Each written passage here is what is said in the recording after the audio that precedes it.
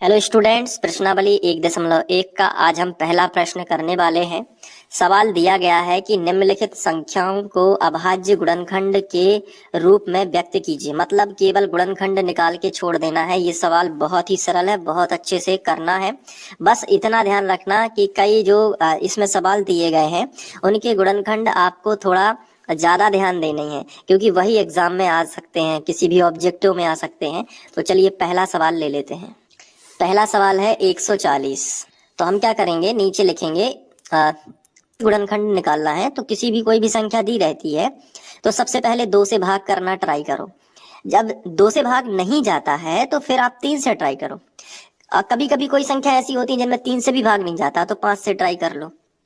5 से नहीं गया तो फिर 7 से कर लो, 7 से नहीं गया तो फिर किससे कर लो, 11 से कर लो, 11 से नहीं गया तो 13 से कर लो। तो कुछ जो है संख्याएं हैं इनको आप डायरेक्ट याद कर लोगे, 2 3 5 7 11 13। तो एग्जाम में आप फंसोगे नहीं, क्योंकि ज्यादातर क्या होता है कि हम जिस सवाल पे कम फोकस रखते हैं वही परीक्षा में आ जाता है। इसलिए कोई भी सवाल है उसको बहुत ही प्यार से, बहुत ही आराम से करना है, ठीक है। और सभी सवाल आईएमपी होते हैं, ऐसा कोई आईएमपी नहीं होता पेपर में आ जाता है तो वो आईएमपी कहलाने लगता है। चलो 140 जो आपको दिया गया है, पहले किससे ट्राई करना है, 2 से। तो 2 सत्ते 14, 7 बार गया। जीरो जो ऊपर रहता है ना, मैंने आपको बताया कि जो जीरो रहता है उसमें कोई भाग नहीं देते, वो जीरो सीधा उतार देते हैं, तो जीरो आ गया। अब 2 से करो ट्राई। तो अब पता कैसे चलता है, जैसे इकाई अंक में अगर जीरो है, ध्यान रखना, अगर इकाई अंक जीरो है तो 2 से भाग जाएगा और 5 से जाएगा, बिल्कुल निश्चित है, कंफर्म, बिल्कुल बिना सोचे आप 2 से भाग कर सकते हो। अगर इकाई अंक क्या है, जीरो है, तो 2 और 5 इनसे तो भाग जाएगा ही। तो चलो 2 से भाग करते हैं तो 70 के आधे कर देते हैं 35। मैंने आधे क्यों किए, क्योंकि जब भी 2 से भाग देते हैं तो उस संख्या का आधा ही होता है, क्योंकि 35 दूनी 70 ही होंगे। और वैसे नहीं बनता है तो ऐसा कर लो, 2 तिया 6, 7 में से 6 बार 6, 3 बार में 6 तो निकल गए। अब एक बचा, क्योंकि 7 थे, 6 निकले तो एक बचा, तो एक जो बचता है वो साइड में आ जाता है। साइड में आएगा तो कितने हो गए, 10, क्योंकि जीरो बना ही था, एक साइड में आया तो 10, तो 2 पंचे 10, 5 बार चला गया भाग। ये तो आप पे बनता होगा, ठीक है। अब देखो, जैसे इकाई अंक 5 है तो फिर हमें 5 से ही भाग देना चाहिए। इकाई अंक अगर 5 आ जाता है तो हमें 5 से ही भाग देना है, ध्यान रखना है। क्यों देना है 5 से भाग, क्योंकि 2 से नहीं जाएगा, 3 से जा सकता है, लेकिन यहाँ पे 3 से भी नहीं जा रहा है। इकाई अंक 5 है तो किस किस से जा सकता है, ध्यान रखना है, आप अपनी नोटबुक में लिखते जाइएगा। अगर कोई संख्या दी गई है और उसका इकाई अंक 5 है तो उसमें 3 से भाग जा सकता है और 5 से जा सकता है। तो 3 से नहीं जाएगा तो 5 से अवश्य ही जाएगा, बिल्कुल निश्चित जाएगा। तो 5 से जा रहा है, यहाँ पे 3 से नहीं जा रहा है, आप चेक कर लीजिएगा। तो 6.75 35, 7 बार में गया, फिर 7 से ही, 7 में 7 से ही जाएगा, तो 7 एकम 7। तो 140 के जो अभाज्य गुणनखंड होंगे वो होंगे 2 गुणित 2। तो सबसे पहले तो 2 के ऊपर 2 की घात, यानी 2 गुणित 2 है तो 2 के ऊपर 2 की घात भी हो सकता है। और 5 गुणित 7 सिंगल सिंगल है तो 5 और गुणित 7 हम इसको लिख देंगे, और यही 140 के जो है आपके अभाज्य गुणनखंड आ जाएंगे। बोलो समझ में आया, ठीक है। समझ में आया है तो अभी वीडियो को लाइक करिएगा, ठीक है। अब 156 है, 156 है तो कैसे करोगे, एक बार वीडियो को पॉज कर लो, खुद से भी कुछ प्रैक्टिस करना है, रखा रखाया मिल रहा है तो ऐसा ना हो कि आप बाद में भूल जाओ। तो 156 का वीडियो को पॉज करो, ट्राई करो स्पीड में, अगर आप पूरे तरीके से ईमानदार हो तो वीडियो को पॉज करके ट्राई करो जरा।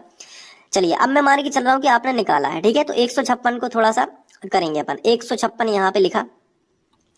अब चूंकि अभाज्य गुणनखंड निकालना है तो 156 साइड में लिख लिया। इसके बाद हम ट्राई करेंगे। देखो इकाई अंक अगर कोई सम संख्या है तो 2 से भाग जाएगा, मैंने गुणनखंड निकालना सिखाया है आपको, उसमें बताया था।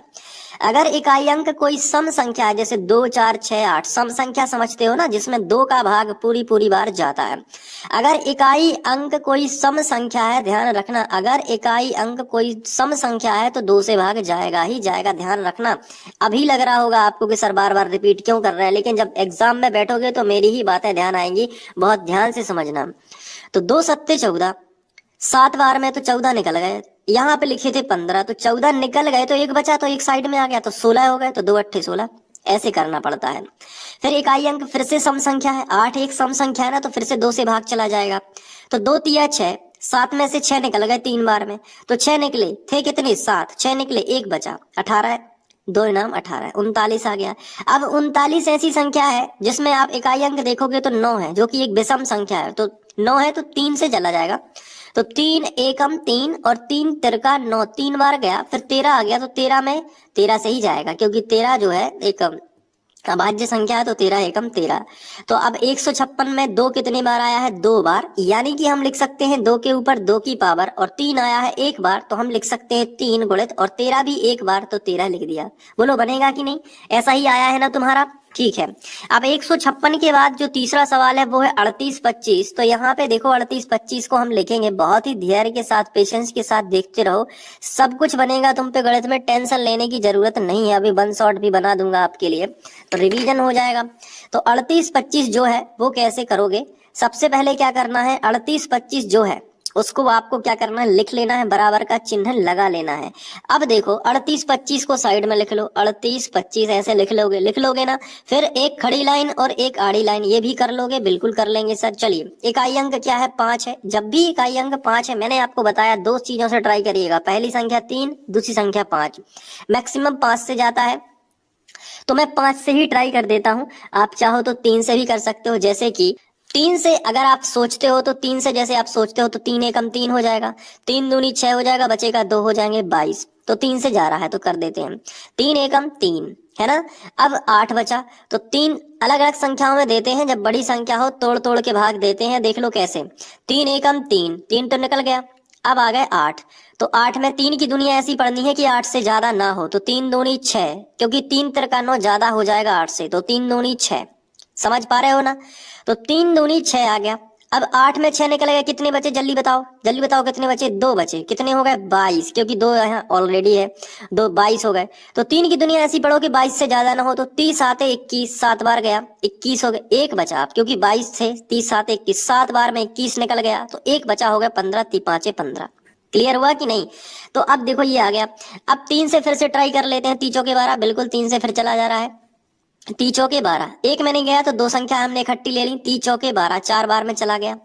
फिर देखो 7 था, तो 3 की टेबल ऐसी पढ़नी है कि 7 से ज्यादा ना हो, तो 3 दूनी 6। अब क्योंकि हम 3 तरह का 9 पढ़ देते तो 7 से बड़ा है 9 अंक, तो 3 दूनी 6 ही रहने दिया कि कम ठीक है लेकिन ज्यादा नहीं, तो 3 दूनी 6। अब 7 में से 6 निकल गया, एक बचा 15 हो गया, क्योंकि एक बचा तो वो 5 के सामने खड़े हो गए, तो 15 हो गया।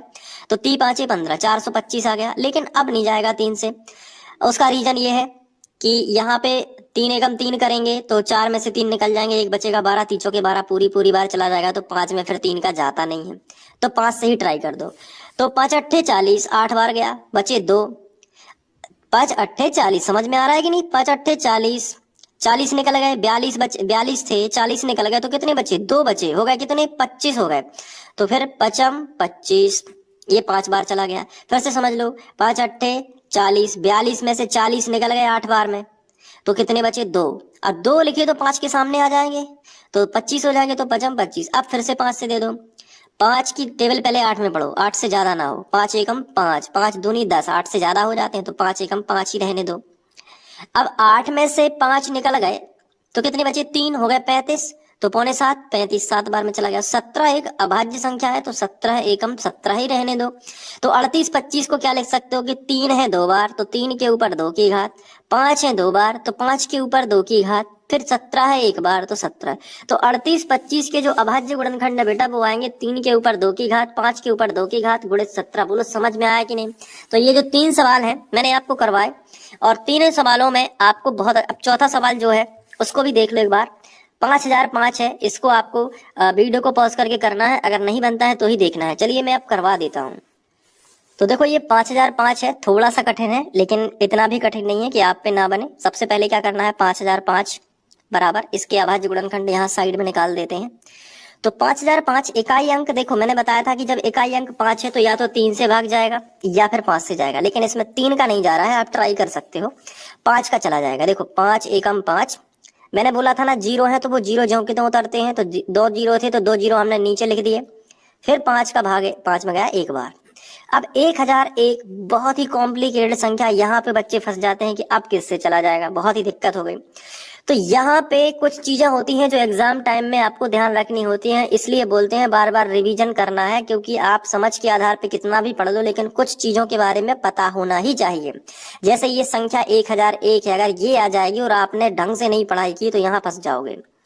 यहाँ जाता है भाग 7 से, याद रखना किससे जाएगा, 7 से सीधा, ना 2 से जाएगा, ना 3 से जाएगा, ना 5 से जाएगा। इसलिए मैंने रूल बताया कि पहले 2 से ट्राई कर लेना। इसमें आप 2 से ट्राई करोगे, नहीं जाएगा तो आप कहोगे चलो 3 से कर लेते हैं। आप इस संख्या में 3 से ट्राई करोगे फिर भी नहीं जाएगा, आप इस संख्या में 5 से ट्राई करोगे फिर भी नहीं जाएगा, फिर आप आ जाओगे 7 पे। तो मेरा बताया हुआ रूल आपको यहाँ पे हेल्प कर जाएगा। तो फिर 7 से ट्राई करोगे तो 7 10, पहले 10 ले लो, 7 एकम 7, ठीक है, कितने बचे, 3 हो गए, 30। फिर 7 की टेबल ऐसी पढ़ो कि वो 30 से ज्यादा ना हो, क्योंकि यहाँ पे 7 एकम 7 हो गया तो 7 10 में से 7 निकल जाएंगे एक बार में। कितने बचेंगे बताओ, आप खुद बताओ, 10 में से 7 निकल गए, कितने बचे, 3 बचे ना, तो हो गए कितने, 30। अब 7 की टेबल ऐसी पढ़ना है कि 30 से ज्यादा ना हो पाए। 7 चौके 28। अब 28, 30 में से 28 निकल गए, आप बताओ खुद कितने बचे, आप खुद बताओ, 30 में से 28 निकल गए, कितने बचे, 2 बचे ना, तो हो जाएंगे 21। 7 या 21, 143 है। 143 में अब 7 से भी नहीं जाएगा, है ना। पूरी संख्याओं से ट्राई करोगे, ना 2 से जाएगा, ना 3 से जाएगा, ना 5 से जाएगा, ना 7 से जाएगा, ना 7 से जाएगा। अब इसके बाद अगली संख्या मैंने आपको क्या बताई थी, 11। इसमें जाएगा 11 से भाग। देखो कैसे, पहले संख्या ले लो 14, तो 11 की दुनिया ऐसी पढ़नी है कि 14 से ज्यादा ना हो, तो भाई एक बार ही पढ़ेंगे, 11 एकम 11। अब कितने बचे बताओ, तो 14 थे, 11 निकल गए तो 3 बची ना, तो हो गए 33, तो 11 तिया 33। अब 13 एक ऐसी संख्या है जिसमें 13 से ही भाग जाएगा। तो है ना कॉम्प्लिकेटेड, थोड़ा सा कठिन लगा है, लेकिन अगर आप इसकी 2 से 3 बार प्रैक्टिस कर लोगे तो याद ही हो जाएगा पूरा। इसके अभाज्य गुणनखंड याद हो जाएंगे, कोई टेंशन लेने की ज्यादा बात नहीं है। चलो तो इन सभी को लिख लो। तो 5005 के अभाज्य गुणनखंड आएंगे 5 गुणित 7 गुणित 11 गुणित 13। तो इस हिसाब से कोई भी संख्या रिपीट नहीं हो रही है, तो 5000 ऐसे ही लिखेंगे, 5005 की गुणनखंड ये है। अब एक और संख्या है बहुत ही खतरनाक वाली, उसको करके आप देखोगे क्या है वो, 7429। मैं लिख देता हूं यहाँ पे 7429। ये जो संख्या है ये इससे भी खतरनाक है और ये ही एग्जाम में पूछे जा सकते हैं। तो इसको कैसे करोगे 7429 को, देखो यहाँ पे जो रूल होते हैं ना वो धरे के धरे रह जाते हैं। क्या होता है कि कई बच्चे सोचते हैं कि ये तो इसमें किसी का भाग जा ही नहीं रहा, इसलिए मैंने एक कॉमन रूल आपको बताया है कि पहले 2 से ट्राई करो, 2 से नहीं जाता 3 से करो, कम से कम हार तो नहीं मानोगे ना, ट्राई तो करते रहोगे, 2 3 5 7 11। फिर धीरे धीरे आप 13 से ट्राई करोगे, 13 से। इस 7429 में 13 से भी नहीं जाएगा। आप देखोगे कि ना, देखो इसमें ना 2 से गया है, ना 3 से गया है, ना 5 से गया है, ना 7 से गया है, ना 13 से गया, 11 से गया है, ना 13 से गया है, सीधा 17 से भाग गया है इसमें। तो यही तो मैं आपको बता रहा हूं ना कि ट्राई करोगे एग्जाम में, ऐसा तो नहीं होगा ना कि छोड़ के आ जाओगे कि मुझसे नहीं बन रहा। आप ट्राई करते जाओगे, कहीं ना कहीं तो फंसी जाएगी संख्या। तो यहाँ 17 पे फंसी है। ऊपर वाला सवाल देखो कितने पे फंसा था, ऊपर वाला सवाल यहाँ पे 7 पे फंस गया था। तो यही होता है प्रैक्टिस का। और कई बच्चे ऐसे होते हैं कि 7429 संख्या को डायरेक्ट याद कर लेते कि आने दो एग्जाम में देखते हैं इसको।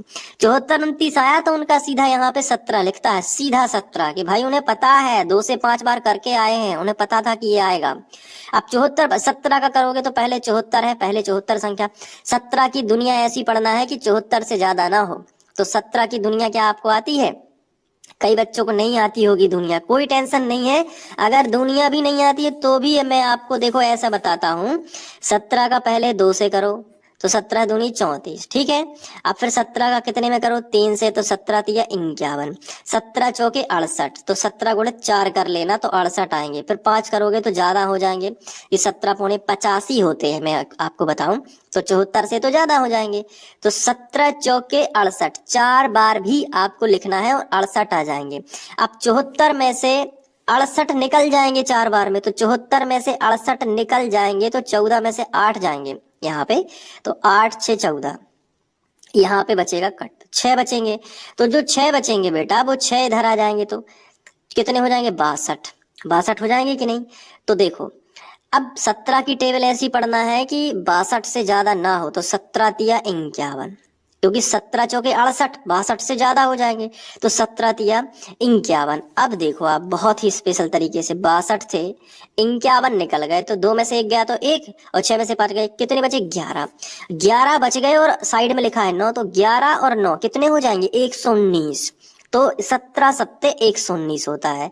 अब अगर नहीं भी पता है तो 17 की टेबल में आप गुणा करते जाओगे तो 7 बार में आपको 119 प्राप्त हो जाएगा। और इससे अच्छा तो मैं आपको बताऊंगा ना, 7429 का याद रखो, सीधा 17 से जाएगा, क्योंकि कितना भी समझ लो, अगर आपने नहीं ध्यान दिया तो एग्जाम में सिर्फ भाग देते रह जाओगे, बाकी बच्चे आगे निकल जाएंगे, आप टाइम वेस्ट करोगे सीधा। तो 437 आ जाएगा, 17 से कर देना, ठीक है। अब यहाँ पे 19 से जाएगा, देखो यहाँ 17 से गया, फिर डायरेक्ट 19 से। ये सारी संख्या जो मैंने आपको अभी बताई थी ना, 2 से लेके 17 तक, वो सब कुछ यहाँ पे कोई काम नहीं करेगी, सीधा 19 से भाग जाएगा, और वो भी 23 बार जाएगा। कैसे जाएगा देखो, यहाँ 43 है ना, तो 17 दूनी 34 हो जाएगा। तो बचेंगे कितने यहाँ पे, 43 है। आप खुद दिमाग लगाओ कि 43 में से 34 आप घटा दोगे तो 13, 3 के मान लेते हैं 13, 13 में से 4 गए 9 बचे, यहाँ कट 9 बचेंगे ना, 9 बचेंगे, और यहाँ पे 7 है, तो यहाँ पे हाँ, यहाँ पे 19 दूनी 38 होगा। तो पहले मैं 43 में से 38 आपको घटा के बताऊंगा, मिस्टेक हो रही थी। तो देखो 43 जो है उसमें से मैं 38 आपको घटा के बता देता हूँ, 19 दूनी 38 होगा, क्योंकि तो 3 में से 3 के मान लेते हैं 13, 13 में से 8 जाएंगे तो कितने बच जाएंगे, 5 बचेंगे, है ना, और ये कटपिट हो जाएगा। तो 5 और 5 और ये साइड में लिखा है 7, तो 19 तिया 57 हो जाएगा, फिर तो 23 बार में जाएगा, और 23 का फिर 23 में ही जाता है। बहुत ही कठिन है ये, लेकिन उतना सरल भी मैं कहूंगा, क्योंकि मगर अगर मैं आपकी जगह पे होता ना तो 74 29 का सीधा याद कर लेता, 17 19 23 सीधा, कोई टेंशन नहीं है। कोई नहीं कहेगा आपके कि इसमें समझना है, इसमें आपने रट लिया, कोई नहीं कहेगा। क्यों? क्योंकि संख्या ही ऐसी है भाई, रट लोगे तो आपका टाइम सेव होगा एग्जाम में, सीधी सी बात है। प्रैक्टिकल बनो, टेंशन लेने की जरूरत नहीं है। तो 74 29 का 17 19 और 23 जो है वो अभाज्य गुणनखंड होंगे। तो इस तरीके से प्रश्नावली 1.1 का प्रश्न क्रमांक 1 जो है वो समाप्त होता है, और इसमें मैंने आपको बताया कि अभाज्य गुणनखंड के रूप में हम कैसे व्यक्त कर सकते हैं। अब कई बच्चे कहेंगे कि सर हमें नोट करना है, तो नोट करना है नोटबुक में, तो मैं आपको एक एक करके दिखा देता हूँ। पहले ये लिखिए, वीडियो को पॉज कर सकते हो आप, ठीक है, वीडियो को क्या कर सकते हो, पॉज। आगे देखो, ये लिखना, फिर इसके बाद ये लिखना है, इसके बाद यहाँ पे लिखना है, और फिर ये, ठीक है। और पीडीएफ नोट्स भी मैथ के बन रहे हैं, जैसे ही बन जाएंगे तो रिसेंट वीडियो चेक करते रहा करो, उसमें जो है मैं नोट्स की जानकारी दे दूंगा। तो अगर आप बनाना चाहते हो तो ठीक है, यहाँ से बना सकते हो, लेकिन नहीं बनाना चाहते हो तो मैथ्स की जो है पीडीएफ भी मैं आपको प्रोवाइड कराने वाला हूँ जल्दी ही, तो वो भी मिल जाएगी। और बाकी सारे वीडियोस देखना चाहते हो तो नीचे डिस्क्रिप्शन या यहाँ पे एंड स्क्रीन दिख रही होगी, वहां पे देख के कंप्लीट कर सकते हो। Thank you. हेलो स्टूडेंट्स, आगे बढ़ते हुए आज हम प्रश्नावली 1.1 का प्रश्न क्रमांक 2 हल करना सीखेंगे। सवाल दिया गया है कि पूर्णांकों के निम्नलिखित युग्मों के HCF और LCM ज्ञात कीजिए तथा इनकी जांच कीजिए कि दो संख्याओं का गुणनफल बराबर HCF गुणित LCM है। प्रश्न 2 के अंदर 3 सवाल हमें दिए गए हैं। पहला सवाल 26 और 91, दो संख्याएं हमें दी गई हैं 26 और 91। तो इसमें करना क्या है, हर सवाल में दो दो संख्याएं हैं, ये आप देख रहे हो, यहाँ 510 और 92 है, यहाँ 336 और 54 है। तो हर सवाल में दो दो संख्याएं हैं। करना क्या है, इन दोनों संख्याओं का सबसे पहले HCF निकालना है, फिर उनका LCM निकालना है, फिर जांच करनी है। कैसी जांच करोगे कि दोनों संख्याओं का जो गुणनफल है वो बराबर होना चाहिए HCF गुणित LCM के। मतलब हम इन दोनों संख्याओं का गुणा करेंगे। जैसे हम पहला सवाल करेंगे यदि, तो इसमें हम जैसे दो संख्या हमें 26 और 91 दी गई हैं, तो हम इन दोनों का गुणा करेंगे, और जो आंसर आएगा वही आंसर हमारा, जो हम HCF हमने निकाला है और जो LCM निकाला है, उन दोनों का गुणा करने से भी वही आंसर आना चाहिए जो इन दोनों संख्याओं के गुणा करने से आया है। तो हम कहेंगे कि हमारा HCF और LCM दोनों ठीक है, क्योंकि ये फॉर्मूला होता है, दो संख्याओं का गुणनफल बराबर होता है HCF और LCM, ठीक है, ये सूत्र ही है। तो इसी से जांच हो जाएगी। तो देखो पहला सवाल करेंगे तो और अच्छे से समझ में आएगा। तो हम 26 और 91 जो पहला सवाल है इसको हम अलग से लिख लेते हैं। तो पहला सवाल हमने लिख लिया 26 और 91। तो कैसे करना है, बहुत ध्यान से देखिए। सबसे पहले अगर आप तरीके से हल करेंगे जैसा बोर्ड एग्जाम में करना है, तो आपको लिखना चाहिए दी गई संख्याएं। तो सबसे पहले आपने लिखा दी गई संख्याएं, और वो दोनों संख्याएं कौन कौन सी हैं, 26 और 91। तो यहाँ नीचे लिखोगे 26 और 91, ये दोनों संख्याएं आपको लिख लेनी है। इसके बाद आपको क्या करना है कि 26 के अभाज्य गुणनखंड निकालना है और 91 के। तो यहाँ पे लिखोगे, पहले लिखोगे 26 के अभाज्य गुणनखंड, फिर लिखोगे 91 के अभाज्य गुणनखंड, और बराबर यहाँ और बराबर यहाँ इतना कर लोगे। ठीक है, अपने आप से पूछते जाओ कि हाँ इतना कर लेंगे। ठीक है, अब रफ पेपर पे जाना है आपको, मतलब रफ वर्क करना है थोड़ा सा। तो मैं रफ वर्क जो है उसके लिए अलग पेज का यूज कर लेता हूँ। ये देखो, यहाँ पे आपको सबसे पहले 26 के अभाज्य गुणनखंड निकाल देने हैं। तो 2 से अपन ट्राई करेंगे सबसे पहले। 2 एकम 2 एक बार चला गया।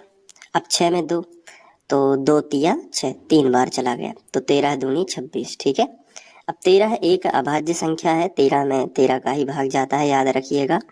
तो 13 एकम 13, तो कितना आया 13 गुणित 2। तो यहाँ पे लिख दो 13 गुणित 2, या आप लिख सकते हो 2 गुणित 13, दोनों सही है, टेंशन मत लो। इसके बाद अब हम निकालेंगे 91 के अभाज्य गुणनखंड। तो मैं 91 के अभाज्य गुणनखंड यहाँ पे आपको अलग से दिखाऊंगा। तो 91 हमने लिखा। इसके बाद अब हम ट्राई करते हैं 2 से। तो 2 से इसमें नहीं जाएगा क्योंकि इकाई अंक विषम संख्या है। तो अगर इकाई के अंक में 2 4 6 8 ऐसी सम संख्या लिखी हो जिनमें 2 का भाग चला जाता है तो 2 से चला जाएगा, लेकिन यहाँ पे 1 है। तो जब 1 हो तो हम 3 से ट्राई करते हैं पहले। तो 3 तिरका 9, तो 9 तो कट जाएगा, फिर बचेगा 1, तो वो 3 से इसमें पूरी बार नहीं कटेगा, तो 3 भी कैंसिल हो गया। अब 5 से ट्राई करते हैं। तो 5 से करोगे तो 5 एकम 9 में करेंगे पहले। तो 5 एकम 5 और 5 दूनी 10, 9 से ज़्यादा हो जाएंगे, तो 5 एकम 5 ही करेंगे। एक बार गया तो 5 निकल जाएंगे 9 में से, तो कितने बचेंगे 4, तो हो जाएंगे 41। तो 5 अट्ठे 40, मतलब पूरी बार भाग नहीं जाएगा क्योंकि आगे संख्या नहीं है। 5 से भी नहीं गया, अब 7 से ट्राई कर लो। तो 7 से करो, तो 7 से मुझे लग रहा है चला जाएगा। देखो कैसे, 7 एकम 7 है ना। तो 7 एकम 7, 9 में से 7 निकल जाएंगे तो कितने बचेंगे आप खुद बताओ। 9 में से 7 निकल गए, बताओ कितने बचे, 2 बचे ना। 2 यहाँ साइड में आ जाएंगे और 1 लिखा है, तो 2 और 1 कितने हो गए 21 हो जाएंगे। तो 7 की दुनिया में 21 आता है, 7 तिया 21। अब 13 का करो, 13 एकम 13, तो कितना आएगा 7 गुणित 13। तो हम यहाँ पे लिखेंगे 7 गुणित 13। क्लियर हुआ कि नहीं। तो 91 के अभाज्य गुणनखंड कितने हो जाएंगे 7 गुणित 13। अब आपको दोनों संख्याओं का सबसे पहले आप एलसीएम भी पहले निकाल सकते हो और पहले एचसीएफ भी निकाल सकते हो। तो चलिए मैं एलसीएम निकाल देता हूँ पहले। तो एलसीएम लघुत्तम समावर्तक, और एलसीएम कैसे निकालते हैं इसका प्रॉपर मैंने वीडियो बना रखा है, तो आप प्लेलिस्ट से क्रम से पढ़ोगे तो पूरी गणित बनेगी। तो एलसीएम और कोष्टक में वो दोनों संख्याएं जिनका हमें एलसीएम निकालना है, तो 26 और 91, इन दोनों का हमें क्या निकालना है, एलसीएम निकालना है। बराबर का चिन्ह लगा लिया। अब एलसीएम निकालना है तो उसके लिए क्या शर्त है कि हमें सभी संख्याओं को लिखना है यहाँ से, और उनकी ऊंची घातों को लिखना है। क्या करना है, ऊंची घातों को लिखना है, और कभी कोई भी संख्या रिपीट नहीं लिखनी है, डबल नहीं लिखनी है। तो यहाँ से शुरू करना है। सबसे पहले 13 से पूछा कि क्या तुम्हारी कोई बड़ी घात तो नहीं है। तो 13 ने कहा नहीं, 1 की घात यहाँ है और 1 की घात नीचे भी है। तो 13 जो है वो सबसे ऊंची घात अपने आप में है। ठीक है, क्योंकि 13 से बड़ी कोई घात नहीं है। 13 के ऊपर 2 की पावर होती अगर नीचे, तो हम उसको पहले लिखते, इसको नहीं लिखते, क्योंकि एलसीएम में क्या चाहिए हमें, सबसे बड़ी घातों को। लेकिन है नहीं, 13 से फिर आगे बढ़े। अब एलसीएम निकालते टाइम याद रखना कि हम पहली संख्या के अभाज्य गुणनखंड से स्टार्ट करते हैं अपनी यात्रा, और आखिरी वाली संख्या के गुणनखंड तक जाते हैं, ताकि कोई संख्या रह ना जाए। तो 13 अपने आप में सर्वोत्तम घात लेके बैठा हुआ है। इसके बाद 2 से पूछा क्या तुम्हारी नीचे कोई घात तो नहीं है बड़ी। 2 ने कहा नहीं, 2 अकेला ही है, तो 2 लिख लिया। फिर 7 से पूछा, 7 ने कहा नहीं, 7 से बड़ी घात है ही नहीं, तो 7 ही आ जाएगा। फिर 13 से पूछा, 13, अब 13 हम नहीं लिख सकते क्योंकि 13 पहले लिख चुका है, तो 13 से 13 को नहीं लिखेंगे। अब आगे देखो एलसीएम में 13 दूनी 26, इन दोनों का गुणा किया तो कितना आया 26, और गुणित कितना है 7।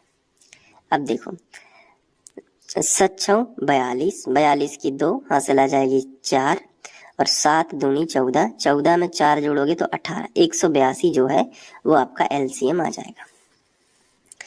अब हम निकालेंगे एचसीएफ। तो एचसीएफ कैसे निकालते हैं? एचसीएफ दोनों संख्याओं का 26 और 91 का कैसे निकालते हैं? बहुत ही सरल है। एचसीएफ कहता है कि दोनों के जो अभाज्य गुणनखंड हैं 26 के और 91 के, उन दोनों में देखो ऐसी कौन सी संख्या है जो उभयनिष्ठ है, यानी जो दोनों में उपस्थित है। तो देखो 13 ऊपर भी है और संख्या 13 नीचे भी है, तो 13 दोनों में है। घातें नहीं देखना, केवल संख्या देखो, तो 13 दोनों में है। अब जो भी संख्या है उसकी सबसे छोटी घात लिखनी है, तो 13 तो अब 13 की सबसे छोटी घात के रूप में ही है, 13 के ऊपर 2 की पावर तो है नहीं, तो 13 की सबसे छोटी घात 13 के ऊपर 1 की घात ही है। तो उभयनिष्ठ संख्या की सबसे छोटी घात एचसीएफ कहलाती है। तो ये हो गया 13। तो हमें एलसीएम मिल गया और एचसीएफ मिल गया। अब हम जो है और आगे जांच कर सकते हैं इसकी, तो हम हेडिंग डालेंगे जांच। आपको इसी तरीके से हेडिंग डालनी है जांच। अब इसके बाद क्या करना है? जांच में आपको वही सूत्र लगाना है। वो सूत्र है कि दोनों संख्याओं का गुणनफल बराबर एलसीएम गुणित एचसीएफ। दोनों संख्याएं कौन कौन सी हैं? 26 और 91। तो यहाँ पे 26 और यहाँ पे 91, और दोनों का क्या करना है? गुणनफल। तो बीच में गुणा का चिन्ह बराबर। यहाँ देखो एलसीएम कितना है, तो ये देखो एलसीएम कितना आया है? 182, तो यहाँ पे लिख लो 182। और एचसीएफ कितना है? 13, तो यहाँ पे लिख लो 13। अब 26 गुणित 91 आपको करके देखना है, तो इसके लिए रफ पेपर का यूज करोगे आप, ठीक है। मैं यहाँ पे रफ पेपर का यूज कर लेता हूँ और 91 गुणित 26 लिख लेता हूँ। पहले हम 6 से कर लेते हैं। 6 एकम 6 और 6 इनाम 54। अब नीचे 31 लगा लेंगे। अब 2 से कर लेते हैं। 2 एकम 2 और 2 इनाम 18। अब जोड़ लेते हैं, तो 6 4 और 2 6, 8 5 13 की 3, हासिल आ जाएगी 1, 1 और 1 2, 23 66। तो यहाँ पे हमने लिखा 23 66, फिर बराबर का चिन्ह। अब हम 182 गुणित 13 कर लेते हैं, तो यहाँ पे हमने लिखा 182 और गुणित हमने कितना लिखा? 13। 3 से कर देते हैं। 3 दूनी 6, 3 8 24, 24 की 4, हासिल आ जाएगी 2, 3 एकम 3 और 2 5। अब 1 से कर लो, है ना। तो 1 दूनी 2 और 1 अट्ठे 8 और 1 एकम 1। अब जोड़ लो, ठीक है। तो 6 4 और 2 6, 8 5 13, 13 की 3, हासिल आ जाएगी 1, 1 और 1 2, 23 66। इसका भी आया, तो हम यहाँ पे लिखेंगे 23 66। देखो बराबर है ना, बिल्कुल। जैसे ही बराबर आ जाए तो आप नीचे लिखोगे जो कि सत्य है, जो कि सत्य है, और आपका जो है उत्तर आ जाएगा। तो आई होप आपको समझ में आ गया होगा। अब आप इसको नोट कर लो अच्छे से। पहला सवाल मैंने समझा दिया है, ये देखो, इसको नोट करो अच्छे से। ये यहाँ पे, फिर इसके बाद यहाँ पे,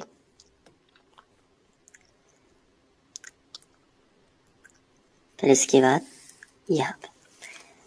अब जो इसके बाद मैंने आपको बताया, जो दूसरा सवाल है वो करके देखना है। अगर नहीं बनता है तो फिर आप वीडियो देख सकते हो प्लेलिस्ट में। और ये तीसरा, ठीक है। तो प्लेलिस्ट मैंने बना दी है ताकि आपको परेशानी ना हो। तो पूरी गणित जो है उसी प्लेलिस्ट में रहेगी, चैप्टर बाय चैप्टर। तो आप डिस्क्रिप्शन में लिंक दी गई है, या फिर एंड स्क्रीन पे यहाँ साइड में दिख रही होगी, तो उस पर क्लिक कर दो तो प्लेलिस्ट आपके पास पहुँच जाएगी और एक एक करके आप सारे वीडियोस देख सकते हो। दूसरा करने की कोशिश ज़रूर करो। मैं दूसरा सवाल अब नेक्स्ट वीडियो लेक्चर में करूँगा। Thank you. हेलो स्टूडेंट्स, प्रश्नावली 1.1 में आगे बढ़ते हुए आज हम प्रश्न क्रमांक 2 का दूसरा सवाल हल करना सीखेंगे। सवाल क्या दिया गया है कि पूर्णांकों के निम्नलिखित युग्मों के एचसीएफ और एलसीएम ज्ञात कीजिए तथा इनकी जांच कीजिए कि दोनों संख्याओं का गुणनफल एचसीएफ गुणित एलसीएम होता है। मतलब हमें दो संख्याएं दी गई हैं, 510 और 92। सबसे पहले हमें इनका एचसीएफ और एलसीएम ज्ञात करना है, फिर हमें चेक करना है यानी जांच करना है कि इन दोनों का गुणा करेंगे जो आंसर आएगा वही आंसर इनके एचसीएफ और एलसीएम के गुणा करने से आएगा कि नहीं, वो हमें बताना है। तो ये फॉर्मूला ही होता है कि दो संख्याओं का गुणनफल बराबर एचसीएफ गुणित एलसीएम होता ही है ये, तो ये होना चाहिए। तो हम दूसरा सवाल जो है उसको हम करते हैं। तो दूसरे सवाल को अलग पेज पर हम लिख लेते हैं। तो यहाँ पे दूसरा सवाल हमने लिख लिया। अब अगर हम इसको तरीके से हल करें तो सबसे पहले हमें लिखना चाहिए दी गई संख्याएं और उसके नीचे ये दोनों संख्याएं। ये देखिए दोनों संख्याएं हमने लिख ली 510 और 92। अब हम 510 के अभाज्य गुणनखंड निकालेंगे और 92 के अभाज्य गुणनखंड निकालेंगे। तो यहाँ पे हम हेडिंग डालेंगे 510 के अभाज्य गुणनखंड। इस तरीके से हमने हेडिंग डाल दी और यहाँ पे लगा दिया बराबर। इसके नीचे हम लिखेंगे 92 के अभाज्य गुणनखंड और यहाँ पे भी हमने बराबर का चिन्ह लगा दिया। अब हम रफ पेपर का यूज करते हैं और 510 जो है इसके हम अभाज्य गुणनखंड निकाल देते हैं। तो कैसे निकालेंगे? सबसे पहले देखो इकाई अंक में अगर 0 है तो हम 2 से भाग दे सकते हैं। 2 से भाग मतलब चला जाएगा। तो 2 पहले 5 में करो, 2 दूनी 4, मतलब 2 की दुनिया ऐसी पढ़नी है कि 5 से ज़्यादा ना हो सके। तो 2 दूनी 4, ठीक है। अब 2 तिया 6, 5 से ज़्यादा हो जाता तो 2 दूनी 4। तो 5 में से 2 बार में 4 निकल गए, तो 5 में से 4 निकल गए तो कितना बचा? 1 बचा। तो जो 1 बचा है वो यहाँ साइड में आ जाएगा। तो कितने हो जाएंगे? 11। सोचो अगर एक साइड में आ जाए तो कितने हो जाएंगे? 11। तो फिर अब 2 की टेबल ऐसी पढ़नी है कि 11 से ज्यादा ना हो। तो 2 पंचे 10। अब 11 में से 10 निकल गए 5 बार में तो कितने बचे? 10 निकल गए 11 में से। बताओ कितने बचे? 1 बचा तो फिर से हो गए 10। तो 2 पंचे 10, कितना हो गया? 255। अब 2 से भाग नहीं जाएगा। क्यों नहीं जाएगा? कैसे पता चला? क्योंकि इसका इकाई अंक क्या है? 5 है। तो जब इकाई अंक 5 है तो या तो 3 से जाएगा या फिर 5 से जाएगा। तो पहले 3 से ट्राई कर लो। तो 3 का भाग 2 में तो जाएगा नहीं, तो इसको ऐसे कर लो 25 ले लो पूरे। तो 3 8 है 24, 8 बार चला गया, 3 8 है 24। अब 25 में से 8 बार में 24 निकल गए तो कितना बचा? 1। तो एक साइड में आ गया तो 5 पहले लिखा था तो 15 हो गए। तो 3 5 15 हो गए। अब देखो अब 3 से जाएगा क्या? तो अब 3 से नहीं जा रहा है, अब जाएगा 5 से, क्योंकि इकाई अंक 5 है तो 5 से दे दो। तो पहले 8 में पढ़ो, 5 की दुनिया ऐसी पढ़ो कि 8 से ज्यादा ना हो। तो 5 एकम 5, 5 दूनी 10, 8 से ज्यादा हो गए ना, तो फिर 5 एकम 5। अब 8 में हो 5 निकल गए है ना, 8 में से 5 निकल गए तो कितने बचेंगे? तो 3 बचेंगे, हो जाएंगे 35। तो पौने 7 35। अब 17 बचा, तो 17 एक अभाज्य संख्या है। जैसे एक 13 अभाज्य संख्या है ना, वैसे 17 भी एक अभाज्य संख्या है। तो 17 का 17 में ही दे देते हैं, 17 एकम 17। तो 510 के जो अभाज्य गुणनखंड हमें मिलेंगे वो क्या मिलेंगे? 2 गुणित 3 गुणित 5 गुणित 17। तो हम यहाँ पे लिख लेते हैं। तो हमने लिख लिया कि 2 गुणित 3 गुणित 5 गुणित 17। अब हम निकालते हैं 92 के अभाज्य गुणनखंड। तो हमने रफ पेपर पे फिर से हमने 92 लिखा और इसके बाद अब हम एक खड़ी लाइन और एक आड़ी लाइन गुणनखंड निकालना देखो मैंने आपको सिखाया है। और यदि आप नहीं भी सीख पाए हैं, अगर आप नहीं बनता है तो मैं यहाँ पे तो बताता हूँ, लेकिन अगर आप पूरा वीडियो देखोगे गुणनखंड वाला तो आप बनने लगेगा। बहुत बेसिक से समझाया है। तो देखो यहाँ पे इकाई अंक क्या है? 2 है। तो आप 2 से भाग कर सकते हो क्योंकि 2 एक सम संख्या है। 2 चौके 8। 2 की टेबल पहले 9 में पढ़ो, ऐसे ना, ऐसा 2 से ऐसे पढ़नी है कि 9 से ज्यादा ना हो। तो 2 पंचे 10 हो जाता, 9 से ज्यादा है 10। तो 2 चौके 8, कम से कम है 9 से। अब 4 बार में 8 निकल गए 9 से, तो कितना बचा? 1 बचा। कितने हो गए? 12। 2 इच्छाओं 12, 46 आया ना। अब 2 से फिर कर दो ट्राई। तो 2 दूनी 4, 2 बार में गया और 2 तिया 6, 3 बार में गया। फिर आ गया कितना? 23। अब 23 एक ऐसी संख्या है जिसमें अब 23 अभाज्य संख्या कह सकते हो आप। तो 23 में 23 का ही भाग जाता है, इतना याद रखना। 23 में 23 का ही जाएगा और किसी का नहीं जाएगा। तो 92 के अभाज्य गुणनखंड है 2 गुणित 2 गुणित 23। तो हम यहाँ पे लिख लेते हैं 2 गुणित 2 गुणित 23, या फिर हम इसको ऐसे भी लिख सकते हैं 2 2 बार रिपीट हो रहा है तो 2 के ऊपर 2 की पावर, 2 की घात भी बोलते हैं इसे, और गुणित कितना हो जाएगा? 23। बोलो समझ में आ गया? ठीक है। अगर कहीं दिक्कत है तो कमेंट में जरूर बताना।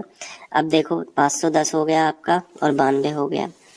अब हमें इनका एलसीएम पहले निकाल देते हैं, तो हम हेडिंग डालेंगे एलसीएम लघुत्तम समापवर्तक। कोष्टक में वो दोनों संख्याएं जिनकी हमें एलसीएम निकालना है, तो 510 कॉमा 92, इन दोनों संख्याओं के हमें क्या निकालना है, एलसीएम। तो कैसे करोगे, सबसे पहले हमने आपको क्या बताया था कि एलसीएम में आपको सभी लिखना है और एचसीएफ में केवल आपको उभयनिष्ठ लिखना है। तो एलसीएम का मतलब क्या होता है, अभाज्य गुणनखंडों की जो होती है सर्वश्रेष्ठ घातें।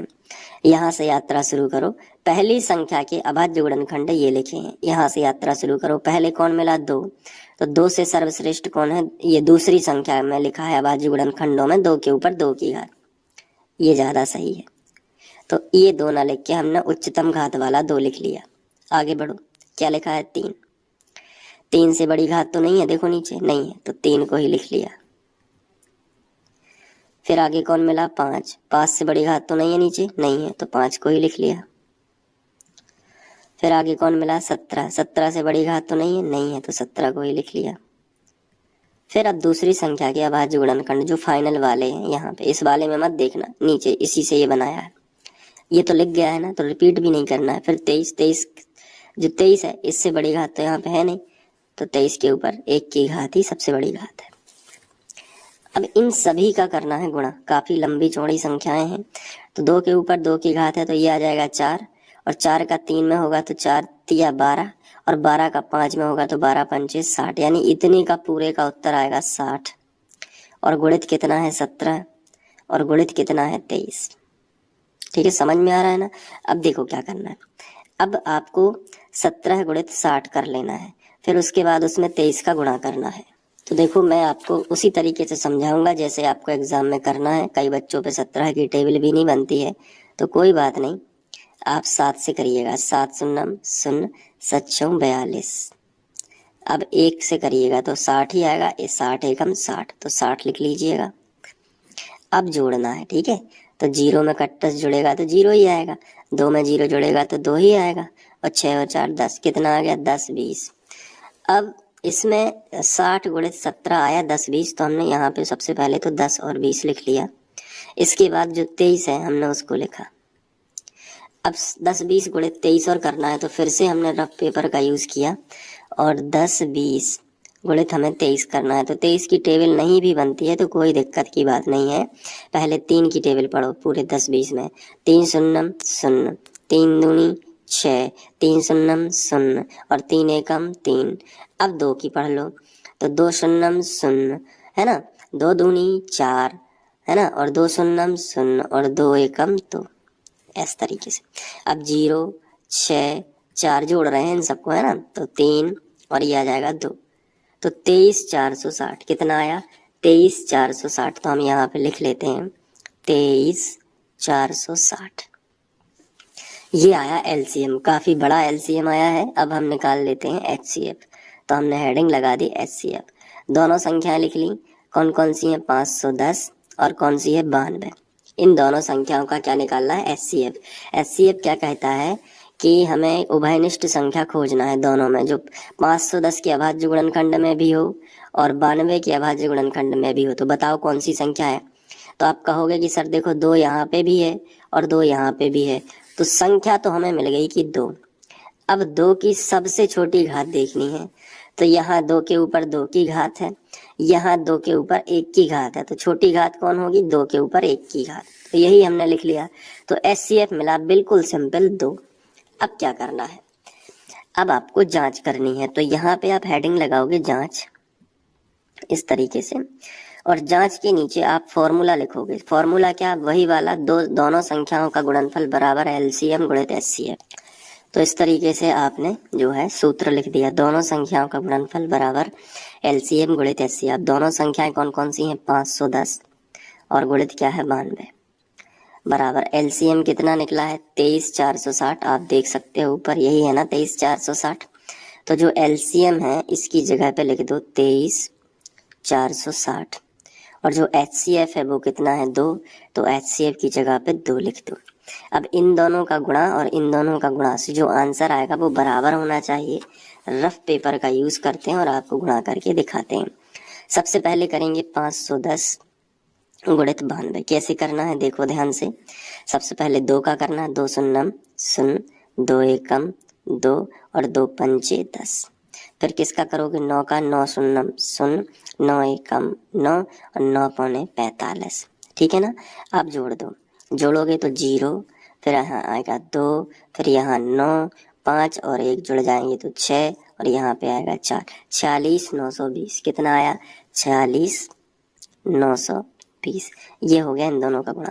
अब 23 66 का भी करेंगे 2 में, तो 23 66 का दुगना होता है 46 920, क्योंकि 23 दूनी हो जाएगा 46 और 460 का दुगना हो जाएगा 920, तो यहाँ पे हो जाएगा 920।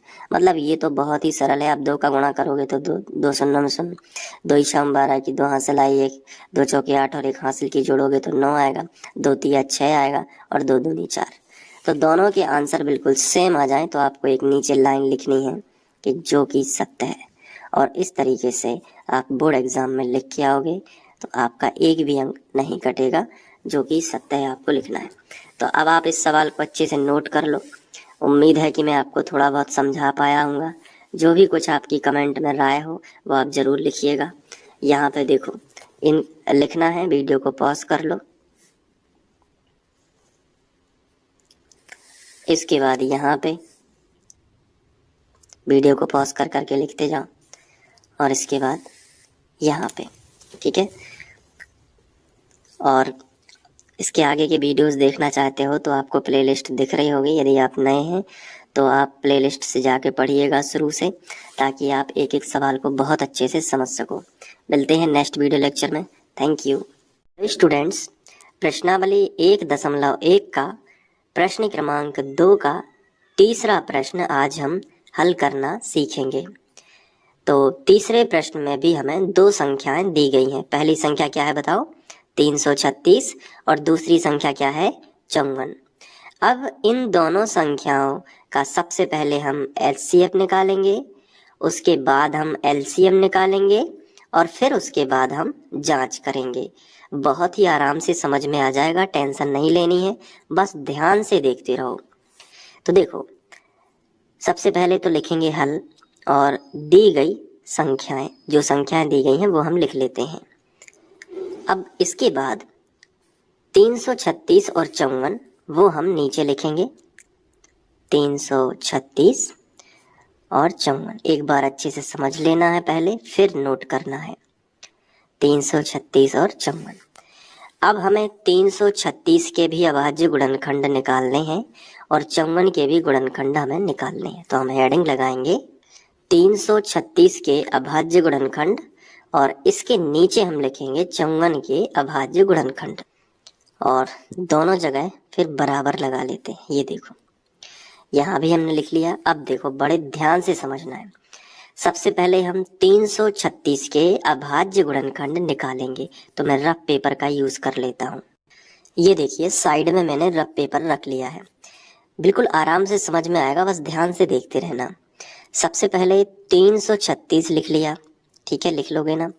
फिर एक खड़ी लाइन और एक आड़ी लाइन ऐसे खींच लोगे, ठीक है।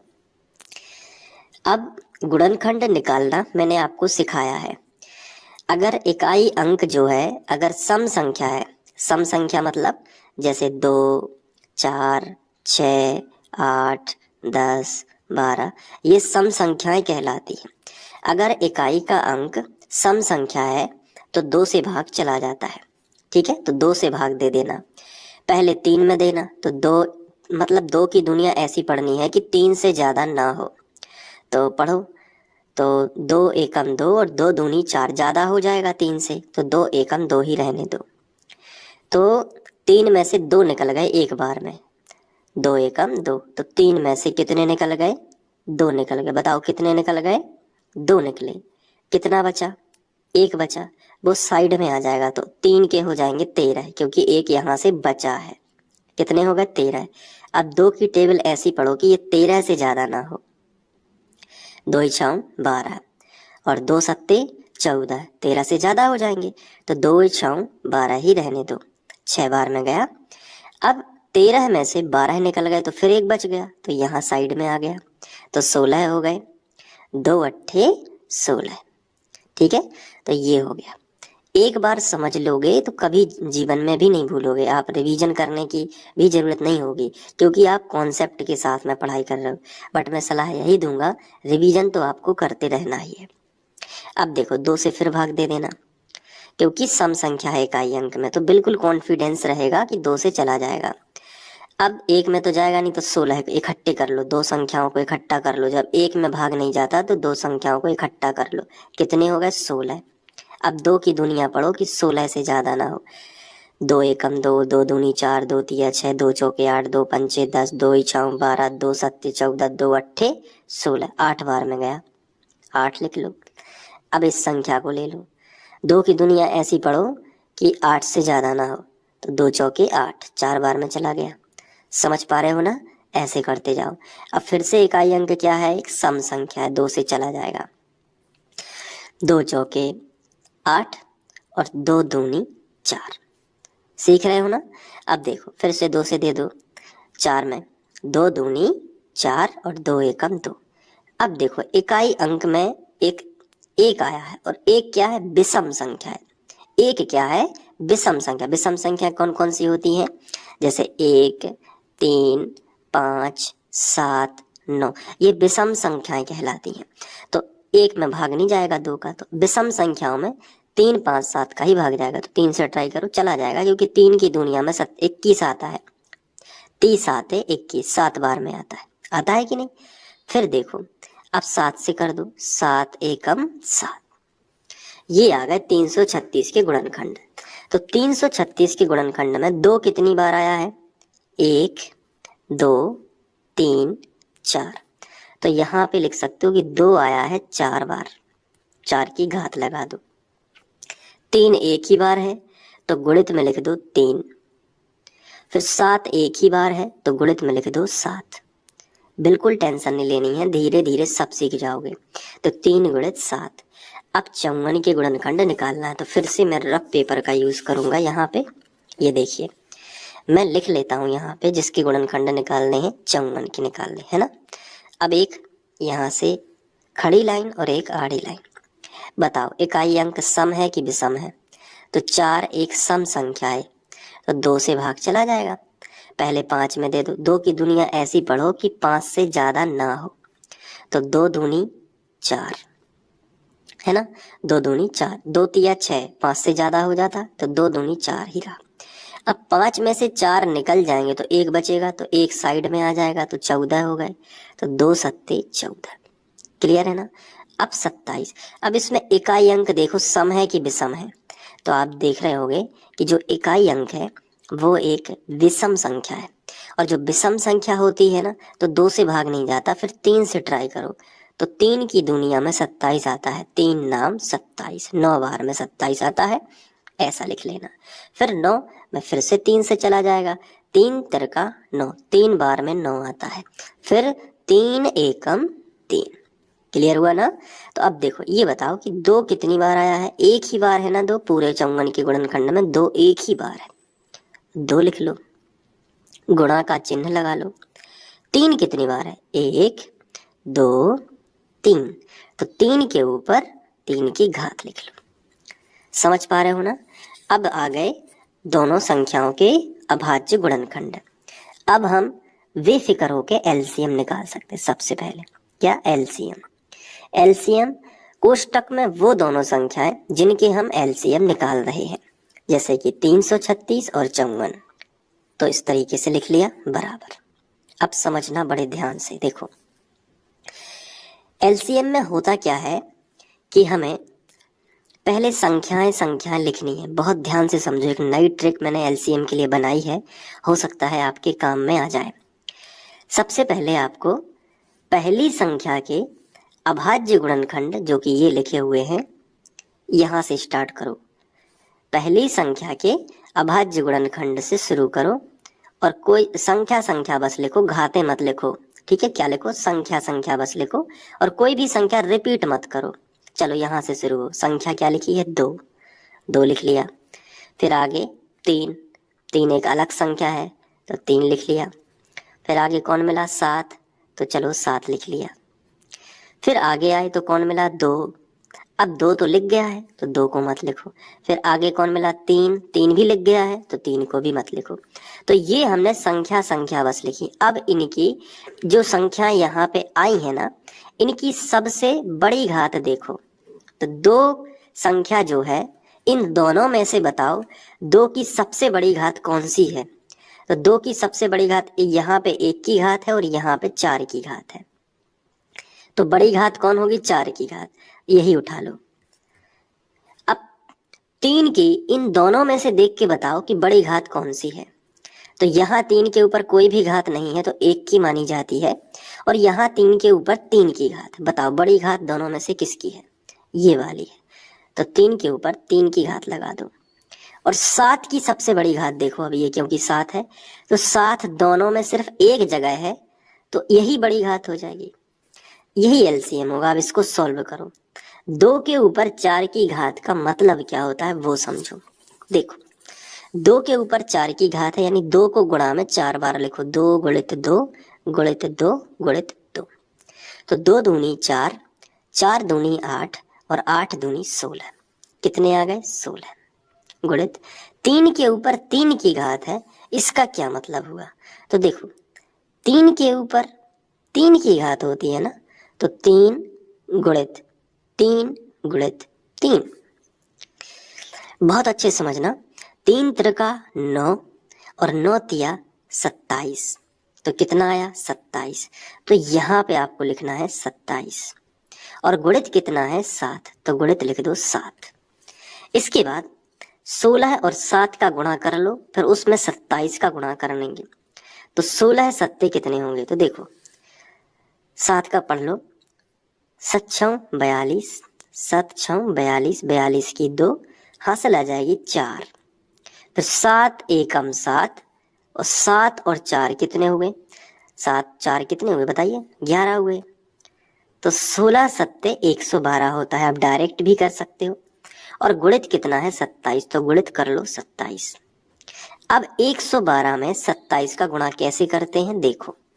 सबसे पहले 112 लिख लिए और गुणित कितना लिख लिया? 27।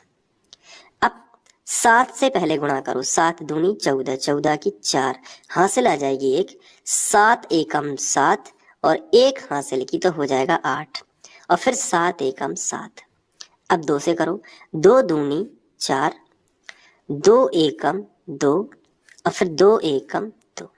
अब जोड़ दो। 4 ज्यों का त्यों, 8 और 4 12 की 2, हासिल आ जाएगी 1। 7 और 2 9 और 1 हासिल की तो 10, 10 का 0, हासिल आ जाएगी 1। 2 और 1 3। कितना आया? 30 24। यहाँ पे लिखो 30 24। क्लियर हुआ कि नहीं? तो ये आ जाएगा 30 24। इसके बाद ये पेपर हटा दो। अब HCF की बारी है। HCF कैसे ज्ञात कर सकते हो? तो हेडिंग लगा दो HCF। HCF में आपको जो है दोनों संख्याओं का ज्ञात करना है 336,54। HCF क्या होता है? उभयनिष्ठ संख्या देखो जो दोनों में हो। उभयनिष्ठ गुणनखंड देखना होता है जो दोनों में। देखो 2 यहाँ भी है, 2 यहाँ भी है, तो उभयनिष्ठ क्या है? 2 गुणित। देखो अब और है क्या? संख्या 3 देखो, घाते मत देखो, सिर्फ संख्या देखो। 3 यहाँ भी है, 3 यहाँ भी है, यानी कि 3 भी क्या है? उभयनिष्ठ है। अब आपको क्या करना है? इन जो उभयनिष्ठ आपके गुणनखंड है, इनकी सबसे छोटी घातों को लिखना है। यहाँ पे क्या लिखा था? सभी को लिखा था और उनकी बड़ी घातों को लिखा था, ये देखो आप। लेकिन अब क्या करना है? एलसीएम में जो HCF है इसमें छोटी घातों को लिखना है। तो 2 की सबसे छोटी घात दोनों में बताओ क्या है? तो 2 की बड़ी घात है 2 के ऊपर 4 की घात, और छोटी घात है केवल 2, तो 2 करेक्ट है। अब 3 के बारे में सोचो। 3 के बारे में सोचो कि इन दोनों में 3 की सबसे छोटी घात कौन सी है? तो ये 3 के ऊपर 3 की घात है और ये 3 के ऊपर 1 की घात है, तो छोटी घात क्या हो गई? 3 के ऊपर 1 की घात, वो लिख दिया। अब 3 दूनी 6 आया समझ में? HCF आ गया। तो ये हो गया LCM और ये हो गया HCF। अब हमें करनी है जांच, तो हम हेडिंग लगाएंगे जांच। जांच के लिए एक सूत्र होता है। सूत्र क्या है कि दोनों संख्याओं का गुणा बराबर LCM गुणित HCF। ये जो सूत्र है ये आपको याद कर लेना है। क्या कर लेना है? याद कर लेना है, बहुत इंपॉर्टेंट है।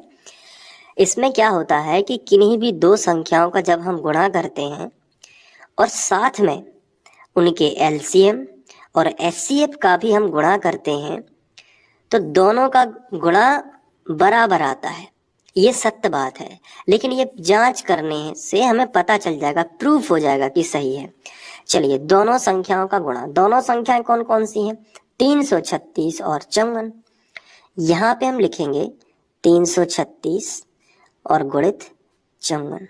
ये दोनों संख्याएं हैं, बराबर है तो बराबर। LCM कितना है? देखो LCM है 30 24। यहाँ पे हम लिखेंगे LCM है 30 24 गुणित HCF कितना है? 6।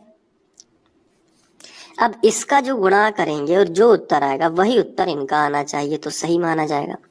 तो सबसे पहले हम 336 गुणित 54 कर लेते हैं। रफ में करेंगे, थोड़ा ध्यान से देखना। देखो क्या करेंगे, 336 और गुणित कितना करेंगे? 54। सबसे पहले 4 से करो। 4 छंग 24, 24 की 4 हासिल आ जाएगी 2, 4 तिया 12, 13 14, 14 की 4 हासिल आ जाएगी 1, और फिर 4 तिया 12 और 1 13। कितना आया? 13 44। 5 से कर दो। 5 छक्के 30, 30 का शून्य हासिल आ जाएगी 3, और 5 तिया 15, 15 और 3 18, 18 की 8 फिर हासिल आ जाएगी 1, और 5 तिया 15 और 1 16।